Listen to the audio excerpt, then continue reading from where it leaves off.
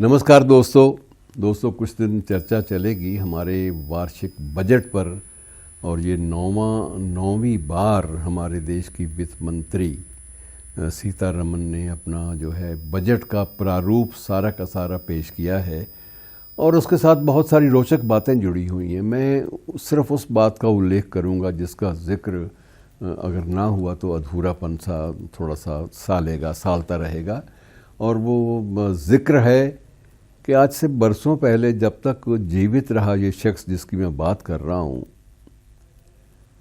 वो बजट के दिन जब भी अपना परामर्श देने के लिए, बजट के बारे में अपनी राय देने के लिए, अपना विश्लेषण देने के लिए एक जनसभा को संबोधित करता था तो लोग उसकी इंतज़ार में रहते थे कि बजट में क्या महत्वपूर्ण है। इसको अगर जानना हो संक्षेप में तो सिर्फ एक ही बात है कि नानी पालखी वाला, जिसका मैं नाम ले रहा हूँ, नानी पालखी वाला का भाषण जो है वो सुन लिया जाए और आपको सारा बजट बड़ी आसानी के साथ अपनी पूरी पेचीदगियों के बावजूद समझ में आ जाएगा।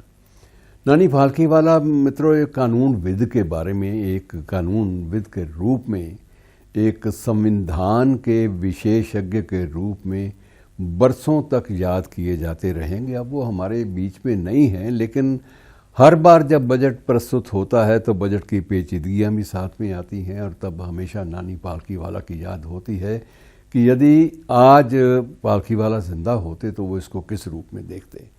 और मित्रों इसके बारे में थोड़ा सा मैं कुछ दिलचस्प बातें भी उनके बारे में आपको बता दूं, आपसे बांट लूं कि मूल रूप से कानून का या संविधान का उनसे कोई सीधा राब्ता, सीधा कोई संपर्क नहीं था।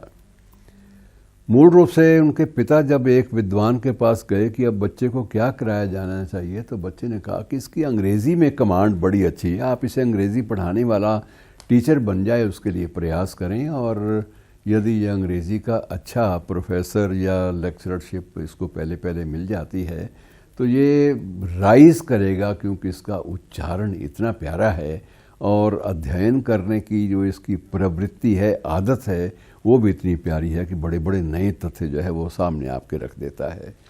लेकिन हुआ किस्मत को कुछ और ही मंजूर। इनकी रुचि हमेशा वकालत में थी, बचपन से ही। बचपन का मेरा मतलब जो 24-25 साल की उम्र होती है। यद्यपि पढ़ते पढ़ाते अंग्रेज़ी साहित्य थे, लेकिन रुचि बनी हुई थी और रुचि को एक प्रकार से पूरा करने के लिए, शौक़ को पूरा करने के लिए अक्सर ये अदालतों में चले जाया करते थे। और कई मामलों में तो ये होता था कि हाई कोर्ट के जो प्रमुख, वहाँ के हाई कोर्ट के, बम्बई, तब मुंबई नहीं था, तब बम्बई था, बम्बई हाई कोर्ट के बहुत सारे जो वरिष्ठ वकील हैं वो इन्हें पिछली सीट पे बैठा दिया करते थे कि भाई बीच बीच में पर्ची भेजते रहना। और ये श्रीमान जी पर्ची भेजते रहते थे बीच बीच में किसी भी मुकदमे के पक्ष या विपक्ष में, तर्क में, बहस में भाग लेने वाले वकील के लिए पर्ची धीरे से सरका देते कुछ लिखकर, और वही पॉइंट जो है आखिर उस मामले, उस मुकदमे की जीत का आधार बन जाते थे। और अक्सर जो वहाँ के न्यायाधीश थे, मुंबई या बम्बई कह दीजिएगा, पुराने नाम तो बम्बई था, तो बम्बई हाई कोर्ट के न्यायाधीश भी कई बार टिप्पणी कर देते कि भाई ये हमारा जो वकील है वो वही बात कहेगा जो इसको नानी पालखी वाला पर्ची देंगे। तो ये पर्ची वाले सिस्टम पे बहुत सारे मुकदमों का फैसला हुआ और उसके बाद इनकी चर्चा जो है एक कानूनविद के रूप में भी विशेष रूप से सामने आने लगी। और मित्रों बहुत सारे ऐसे मामले थे जिनमें इनकी जो मेधावी शक्ति थी, जो बुद्धिमत्ता थी, जो कानूनी दाव पेच को बारीकी से समझने की जो क्षमता थी, उसका प्रशंसक जो है वो करोड़ों की तादाद में लोग बन गए।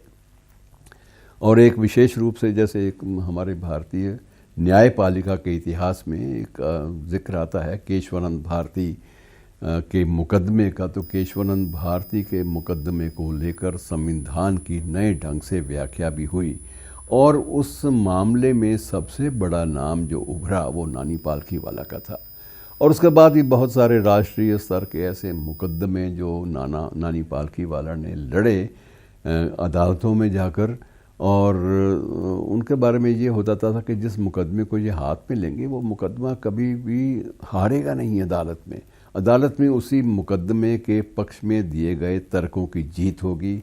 और मित्रों, 99% मुकदमे ऐसे थे जहां नानी पालकीवाला एक वकील के रूप में पेश हुए और सभी उसी आधार पर उनका फैसला जजों ने सुनाया, निर्णायकों ने सुनाया, जिस आधार की प्रस्तुति नानी पालकीवाला ने की थी। तो ऐसे गज़ब के लोग हमारे इतिहास में आते हैं। और जब ये बजट हमारा वार्षिक आता है तो उसमें जब भी चर्चा होती है तो उस वक्त फिर नानी पालकीवाला याद आ जाते हैं कि यदि नानी पालकीवाला आज होते तो आज वर्तमान बजट की सूक्ष्मता से व्याख्या जो है उनके शब्दों में सुनने का या उनकी तरफ से आने की बात जो है वो बिल्कुल एक अटल सच्चाई के रूप में हमारे सामने होती। हम बड़ी आसानी से समझ सकते कि ये अर्थशास्त्र की कौन सी ऐसी बारीकियां हैं जो इस शख्स के जहन में तो आ गई लेकिन बाकी आम पत्रकारों के भी हाथ में नहीं है। शुक्रिया दोस्तों।